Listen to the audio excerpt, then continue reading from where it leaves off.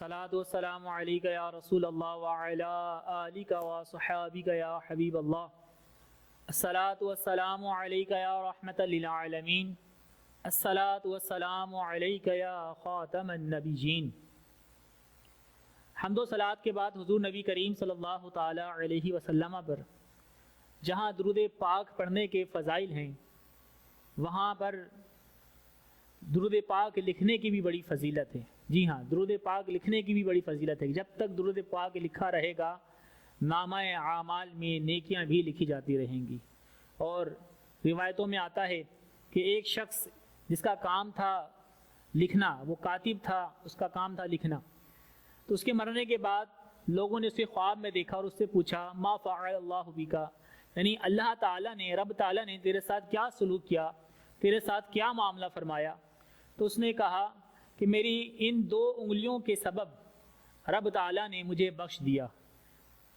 کہا کہ ان 2 انگلیوں میں ایسا کیا کمال تھا کہ ان 2 انگلیوں کے سبب تجھے بخش دیا گیا؟ تو اس نے کہا کہ میں ان 2 انگلیوں سے درود پاک لکھا کرتا رہتا تھا، اور اس 2 انگلیوں سے درود پاک لکھنے کی برکت سے مجھے بخش دیا گیا۔ تو محترم ناظرین، جب بھی آپ سرکار صلی اللہ تعالی علیہ وسلم کا نام نامی اسم گرامی لکھیں تو ساتھ میں مکمل درود پاک صلی اللہ علیہ وسلم بھی لکھیں، کہ جب تک درود پاک لکھا رہے گا، اس تحریر میں موجود ہوگا، آپ کے نامہ اعمال میں نیکیاں بھی لکھی جاتی رہیں گی۔ اور کیا جب اللہ کو یہ عمل اس قدر محبوب ہو جائے، اس قدر پسند آ جائے کہ ہماری مغفرت بھی فرما دے۔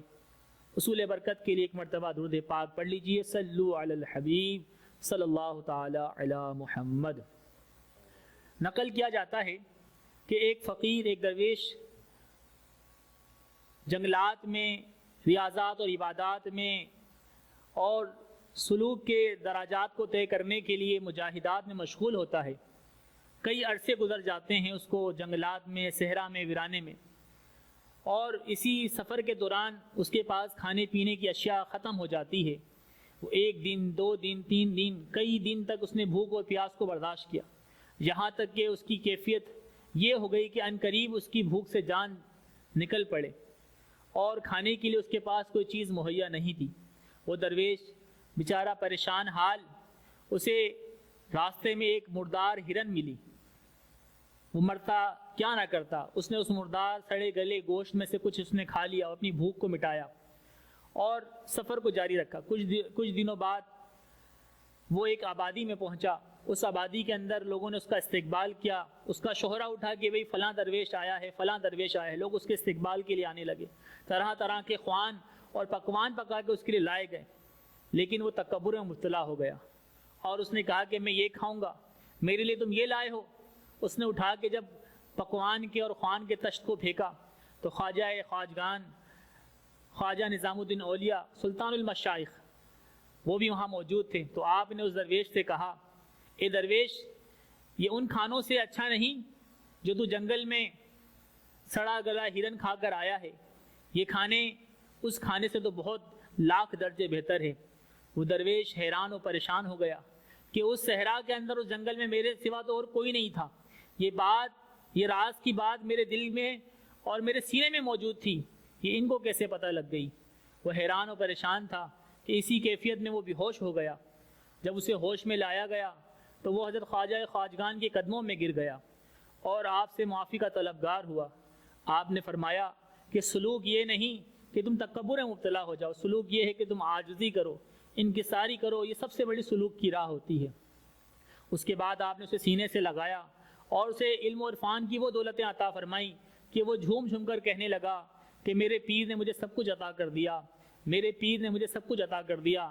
لوگوں نے کہا کیا عجیب تماشا ہے کہ تم محبوب الہی خواجہ نظام الدین اولیاء رحمۃ اللہ تعالی علیہ سے طالب ہوتے ہو، اللہ تعالیٰ کی عطا سے وہ تمہیں نوازتے ہیں، اور تم کہتے ہو کہ تمہارے پیر نے تمہیں سب کچھ عطا کر دیا۔ خواجہ نظام الدین اولیاء رحمۃ اللہ تعالی علیہ نے فرمایا، یہ درویش صحیح کہتا ہے کہ جو کچھ اسے ملا ہے اس کی پیر کی وجہ سے ملا ہے۔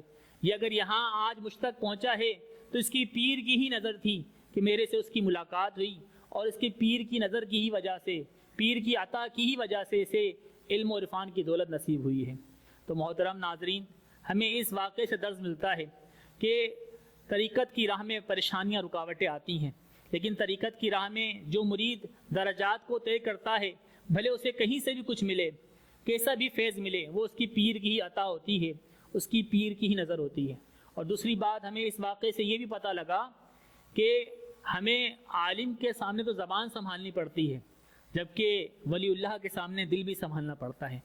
عالم ہماری زبان کی لغزش کو پکڑتا ہے، جبکہ ولی اللہ جو ہے وہ دل کی لغزش کو پکڑتا ہے، دل کی خطاؤں کو پکڑتا ہے۔